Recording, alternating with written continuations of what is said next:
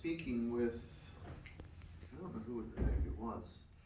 Maybe it was Lauren yesterday, I can't remember, but, and someone said, well, how did you become a Franciscan? And I said, well, they taught at my high school where I went, and that's an overly simplistic rendering of my vocation story, but simplistic is probably in many ways best. One of the things that I love about our community, and in particular about St. Francis, is St. Francis's simplicity in a time when the world was growing complex. The emerging middle class, the wars between neighboring villages in his area and the like. He stripped down his own life and challenged all of us to strip down our own lives into its barest and most simple terms.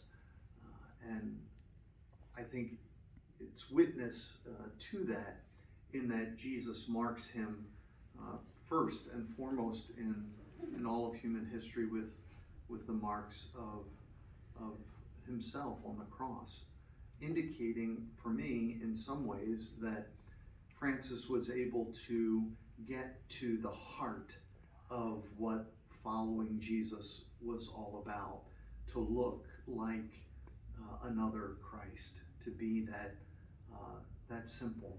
Today in our gospel, Jesus reflects a little bit about simplicity and says, what's it simpler to say? What's easier to say?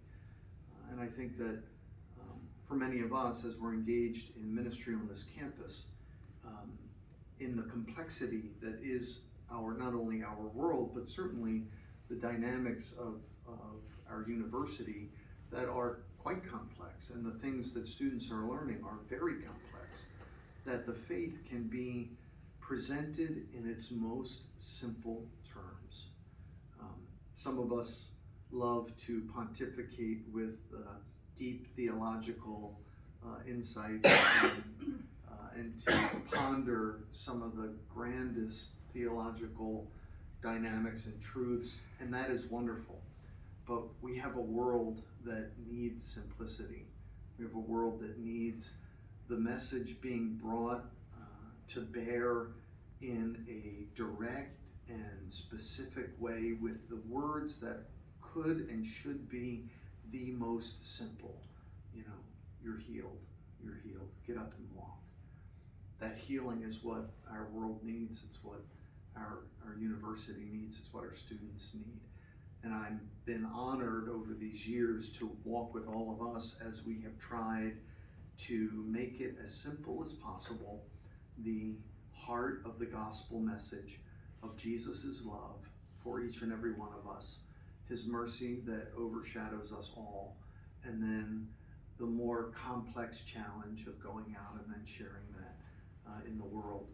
It's my hope that in the 12 years that this community has had a little bit of a Franciscan flavor to it, especially probably more savored since our sisters have arrived, since they're far better examples of that simplicity than maybe I or Father Brad. Well, I'll speak for me, he's simply in heaven, so but that might be a lasting gift to our community, of the simplicity of Jesus's desire to bring the Father's love to the world, and that the world might rejoice and celebrate and truly enjoy that grace.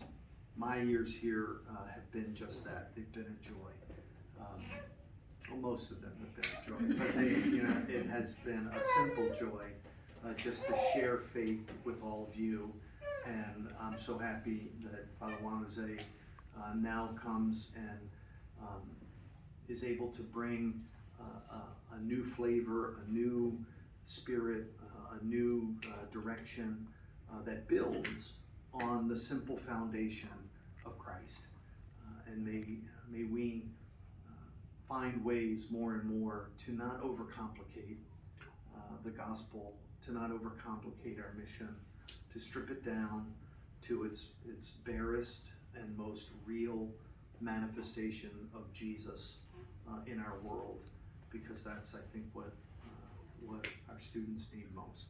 I know that's what I need, and that's what attracted me most to St. Francis. So that was it with you and Nellie Lauren? Was it we were talking about? Yeah.